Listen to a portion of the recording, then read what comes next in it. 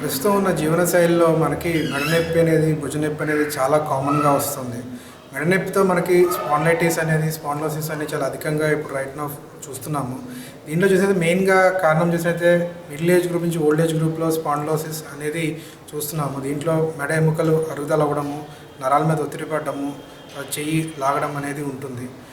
అట్లానే కండరాల మీద ఒత్తిడి పడి కండరాల వాపు, నరాల మీద వాపు అనేది వస్తుంది. సో దీని మూలన నెక్ స్టిఫ్గా అవ్వడము, తల తిప్పలేకపోవడము, చెయ్యి లాగడము అనేది ప్రధానంగా క్లినికల్గా చూస్తూ ఉంటాము.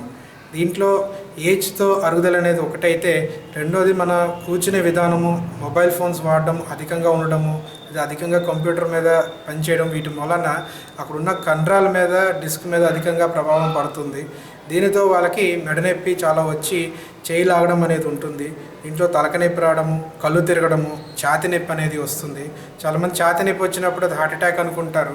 కానీ స్పాండిలైటిస్లో ఈ దీని మూలన వాళ్ళకి ఛాతీ మజిల్ అనేది టైట్ అయ్యి వాళ్ళకి హార్ట్ పెయిన్ లాగా వస్తుంది. తర్వాత దీంట్లో మనం చూసినట్టయితే అక్యూట్గా ఉన్నప్పుడు మందుల అవసరం అనేది ఉంటుంది.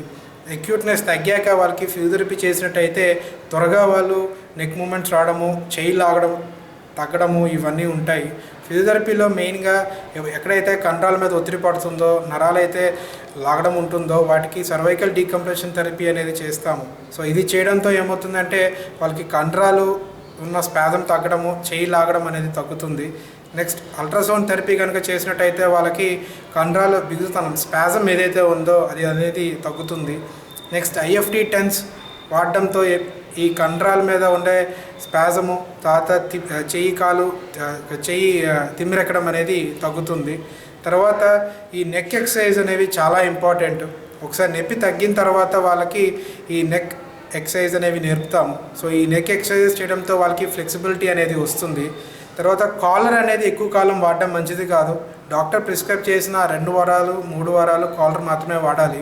చాలామంది ఎక్కువ కాలం వాడి దాని మీద వాళ్ళకి కండరాల పట్టుత్వం తగ్గి మళ్ళీ నొప్పి తిరిగి రావడానికి ఆస్కారం ఉంటుంది. కాబట్టి ఇట్లాంటి ఫిజియోథెరపీ పద్ధతులు పాటించడంతో వాళ్ళకి మెడ నొప్పి, భుజ నొప్పి అనేది తగ్గుతుంది.